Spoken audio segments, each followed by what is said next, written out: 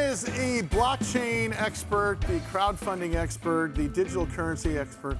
Alon Goren, founding partner of Draper Goren Blockchain. I got to ask you, Alon, if 2025 was described as the year that AI finally meets the blockchain, what does 2026 bring for us, or is it just more of the same? Hey guys. Hey guys, good to see you. It's not just more of the same. I think it's just amplified everything, right? I think we're already seeing it. We're 2 months into the year, or 2 months done into the year, and AI coding and AI building for the average person is just so much easier and so much better and higher quality. I think we're gonna just leaps and bounds jump ahead, and it's hard to imagine, but that's what I think is happening. Hey, Alon, good to see you, by the way. After all the times that we've talked, which has been a lot over the last few years, I'm trying to grapple and understand blockchain. I'm still not necessarily on board with it all mentally. So I'm wondering, I've talked to some people about, let's say, Venmo. I started to pay for everything via Venmo, didn't ask questions on how it worked. I just knew I trusted it.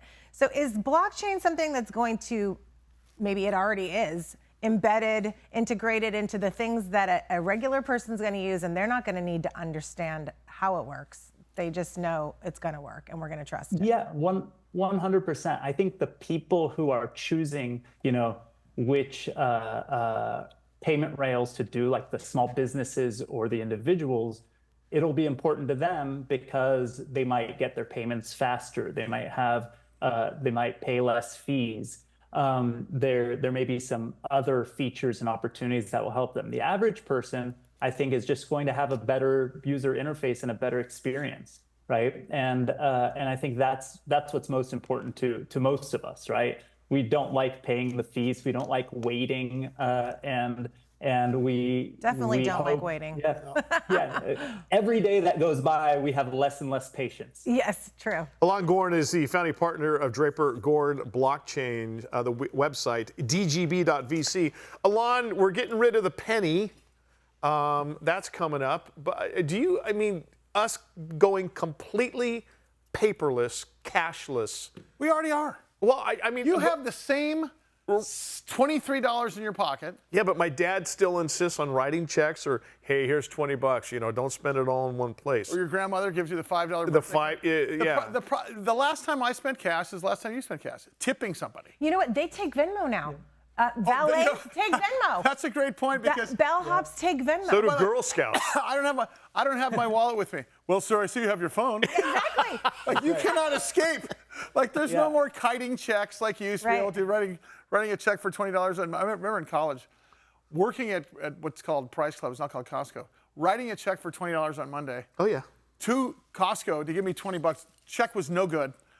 So I could buy groceries from Costco as a college kid. Got paid on Thursday in the nick of time to cover the $20 check that I just wrote to my boss.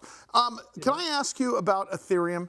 Because Ethereum is important, and Ethereum is a separate topic from blockchain and from Bitcoin. Bitcoin, as I've always maintained, is now another index, just like the Dow, the S&P, and the NASDAQ, because it's an investment vehicle, and that's how people are actually dealing with it. I think at the beginning we thought Bitcoin was going to be a purchasing currency, and it may still be someday, but right now it's an investment. Ethereum, though, is seemingly heading to adoptability in a much broader way. Am I being accurate on that, number one? Number two, can you explain what it is and why? Yeah, so Ethereum is another blockchain. It kind of came to be because of some of the things we've talked about on the show before, which is, Bitcoin doesn't have natively built-in smart contracts. A smart contract is a contract in code that says, you give me A, I send you B. It's kind of like the fastest escrow account you could possibly think of that could be almost instant, right? Yeah. And so a lot of things are let me comment. Yeah. Which also gets rid of the middleman. Yes, exactly. Which gets rid of fees for the middleman. Exactly. Which gets rid of fraud potentially in between the transaction. So it's cheaper, it's safer, and at the end of the day, it's more efficient. Am I accurate in saying that?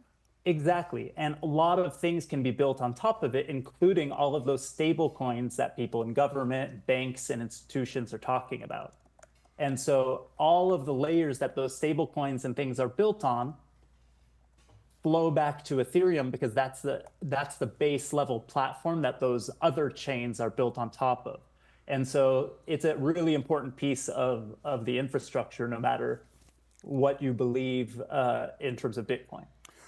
Yeah, since Ethereum, like everything else you talk about, is decentralized, is this the answer to us literally as to a global currency at some point? U.S. is currently the global currency because you can't really trust anything else. We're the least dirty shirt in the hamper, right? but all goods and services are priced in U.S. dollars. Is Ethereum on deck, so to speak, in your opinion? Yeah, I'm a huge fan. I've said this in the past. When all of us have the capacity to have a savings account, if you're going to buy some crypto, you buy Bitcoin, you buy Ethereum, and you keep that as your sort of savings account. You hold on to it long term, because I think they both have really incredible value long term. Ethereum is more of a platform than a currency, but people also use it as a currency, and I believe in holding it long term. And I think that it has the promise to build those rails that you're talking about. And even the people who are building on the US dollar are using Ethereum. Alon Goren, founding partner, Draper Goren Blockchain. Website is dgb as in boy.vc.